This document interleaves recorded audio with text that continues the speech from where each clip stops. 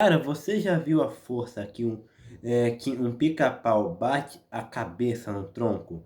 Você já imaginou se um ser humano tentasse bater a cabeça contra um tronco da mesma velocidade que um pica-pau bate no tronco? Você já imaginou o resultado?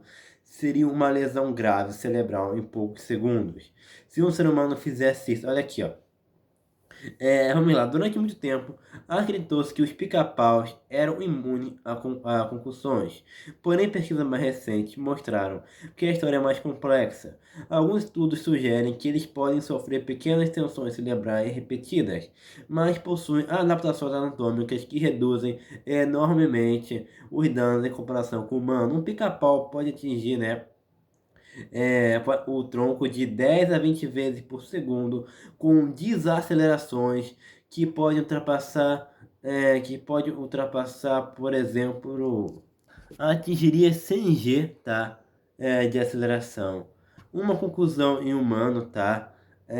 Pode ocorrer com acelerações de 60 a 100 G. Então, se um pica-pau batesse a cabeça e um ser humano tentasse replicar aquele mesmo dano que aquela ave faz, o resultado seria um dano morte. Dano cerebral, enfim, né? Enfim, né? Morte.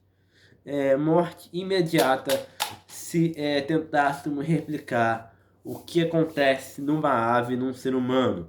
Um ser humano não tem a menor adaptação biológica para suportar o que aquela carismática ave faz, né? Porque essas aves são muito carismáticas, são animais muito carismáticos, né? Enfim, né?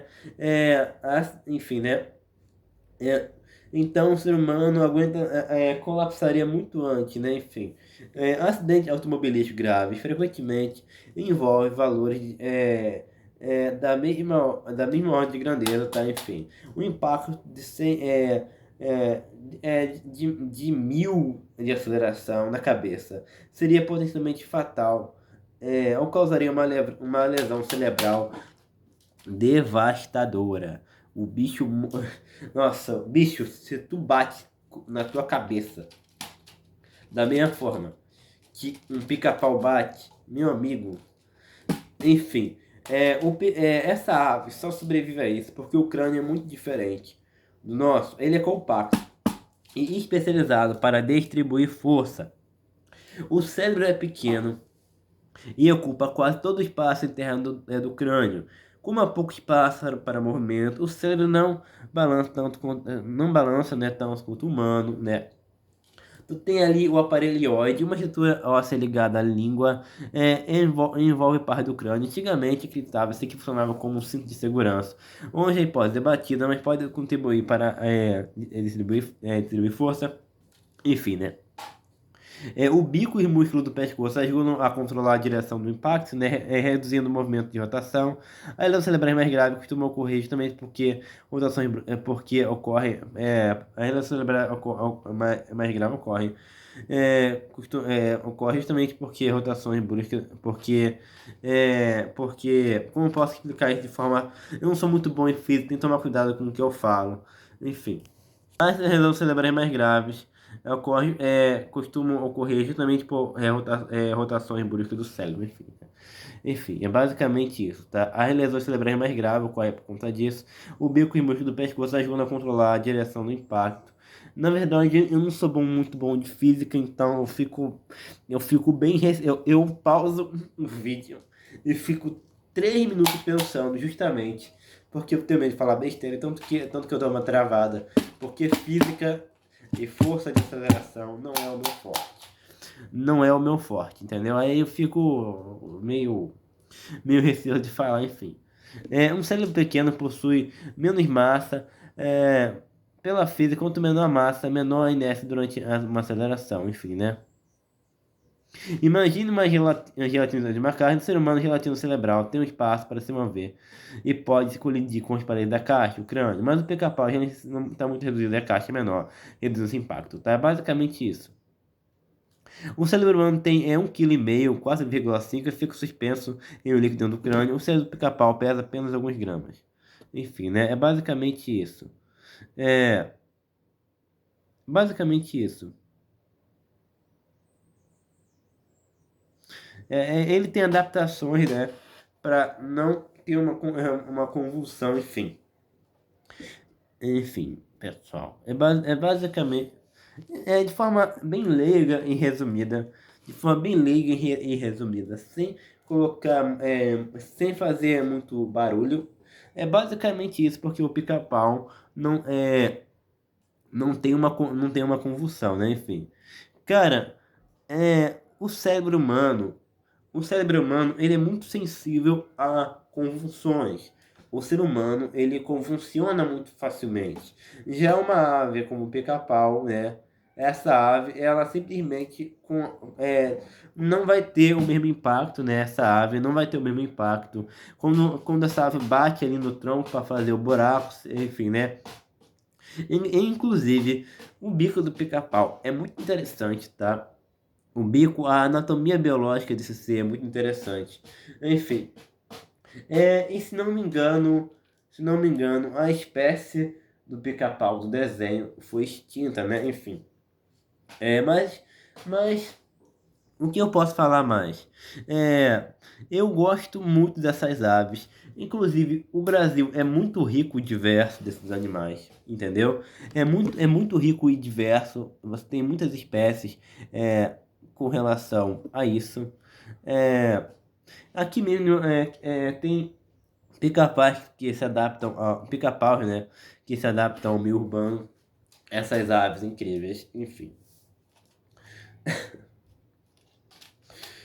É fascinante, né, como a adaptação moldou esse bicho para resistir a impacto, que é um primata como nós e morreria na hora.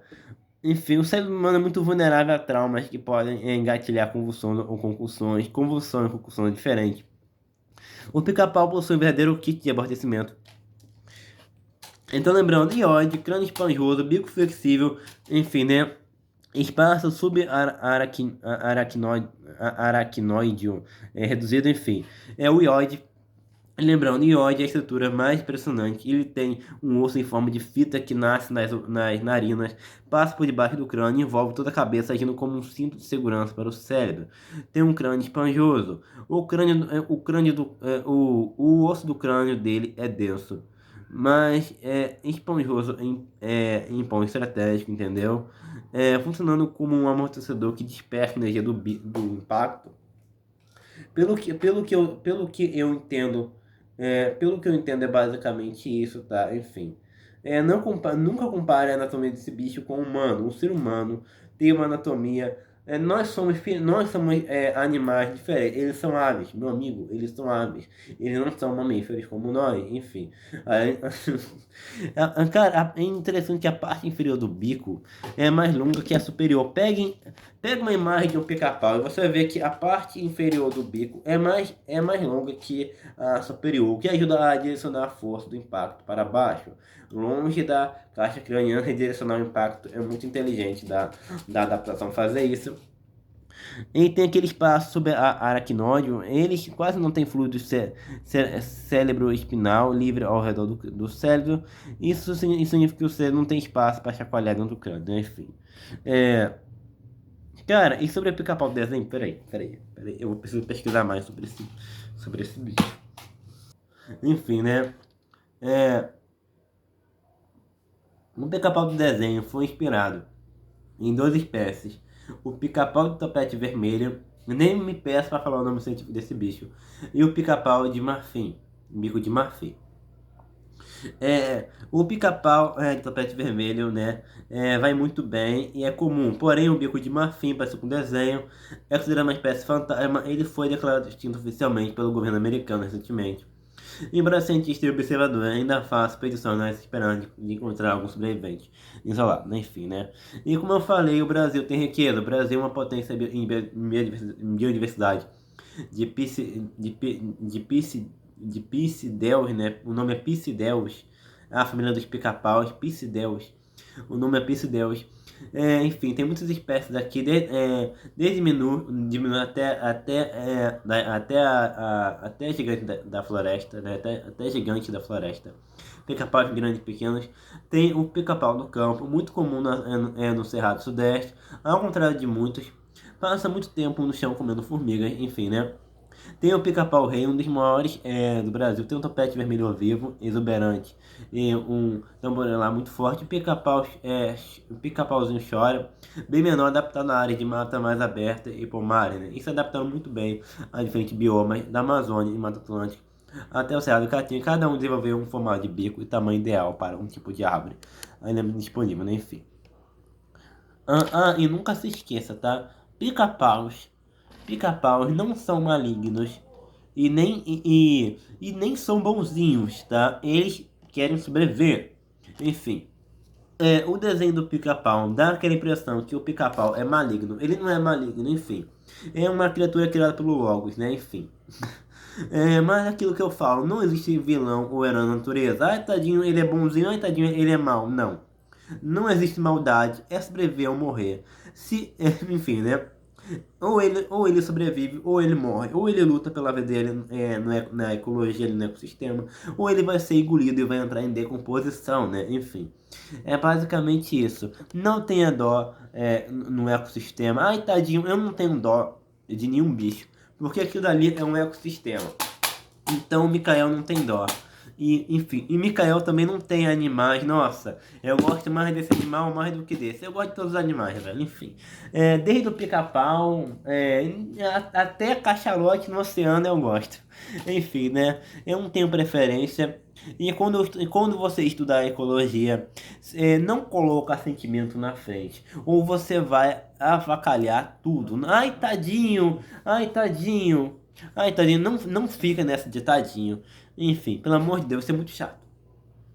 Miguel, não bate isso aqui. Enfim, eu penso assim, né? Não existem heróis ou vilões. Isso são características antropológicas humanas. O pica-pau, assim como qualquer outro animal, age por puro instinto de sobrevivência, buscando alimento, protegendo seus territórios. Eu, como filhote, o desenho animado acabou criando aquele personagem caótico e brincalhão. Enfim, por motivo de entretenimento e comédia. O que às vezes faz parecer que ele é malvado, mas na vida real são apenas aves fascinantes. Enfim, né? E sem ele, muitas aves não teriam espaço ou mamíferos para usar as árvores do pica-pau, né? Como abrigo, enfim. As pessoas tendem a humanizar muitas coisas. Não que empatia não seja boa, mas as pessoas usam empatia em momentos errados. Como que tu vai usar empatia na ecologia? Você tá maluco? Você enlouqueceu? Você tem algum problema cognitivo? Como que tu vai colocar emoção no ecossistema? Vamos supor que a ave de rapina prede o pica-pau. Ai, tadinho do pica-pau. Isso é ecossistema, deixe de ser burro. Enfim, é isso, né? É basicamente isso que eu penso. É pura ecologia. O ecossistema funciona com base em fluxo de energia, de cadeia alimentar e dinâmica de populações, não em conceitos humanos ou moralidade e justiça. Quando uma ave de rapina preda um pica-pau, não é maldade ou vítima. É apenas transferir energia necessária para a sobrevivência daquela espécie e para a cultura populacional de outra espécie. Se eliminar os predadores por pena das presas, o equilíbrio ecológico seria catastrófico, levando a superpopulações, escassez de recursos, eventualmente a fome e degradação do próprio ambiente. Enfim, eu sei separar a emoção de trabalho muito bem. Eu sempre fiz isso desde criança, desde 7, 5, 6 anos. Eu sempre tive a noção que animais não matam por matar, assim, para sobreviver, enfim. Cara, eu não gosto dessas pessoas que ficam humanizando o animal. Um animal não é um ser humano e não tem os teus conceitos humanos. Ele não tem a moralidade antropológica humana. Gente, que coisa, meus amigos. E não se esqueça que o pica-pau, ele também é um predador, tá? Ele caça, por exemplo, filhote de outras aves, ovos, lagartos, formigas, cupins, pequeno lagarto. Enfim, é muito comum a gente associar o pica-pau apenas ao ato de bicar madeira para comer larvas de insetos que estão escondidos nos troncos, mas é verdade que muitas espécies são protetoras e oportunistas bastante versáteis. Se encontrar um ninho protegido, eles podem muito bem se alimentar dos ovos dos filhotes para conseguir uma fonte rápida e rica de proteína. Enfim, né? É basicamente isso. Fiquei meio bravo, enfim. Que o Longos, né, que é a luz do conhecimento, que é a luz do conhecimento de todo o universo, que é a paz de todo o universo, ajude vocês a entender biologia, que entendam biologia, tomem, espero que o conhecimento de vocês aumente, né, enfim. Enfim, não há nada de bom ou mal, mas o pensamento faz assim, enfim. O ciclo da natureza é assim, enfim, né, quem viu Rei Leão sabe. Fique em paz, pelo amor de Deus. Mal são seus olhos, enfim. Basicamente isso. Fique em paz de espírito. Não tenha. Não levo. Eu tento não levar. Ultimamente, há uns tempos, eu tenho tentado não levar as coisas pro pessoal. Toda vez que algo me irrita, eu tento não levar aquilo daí pro pessoal. Eu trato como ignorância, né? Como o Schopenhauer fala. As pessoas pecam muito pela. Parafraseando aqui. Schopenhauer falava que as pessoas pecam muito pela ignorância, né? Enfim. Ah, e descanse e fique em paz. E lembre, você não deve fazer inimigo de graça.